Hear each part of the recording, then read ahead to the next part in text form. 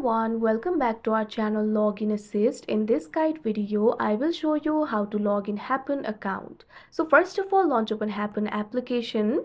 If you do not have this application, you can download it from Play Store and App Store. You can see over here Happn application has been opened. Initially, you'll be led to this kind of interface. In this interface, you'll be able to find the option for connect with Google. Simply tap on it.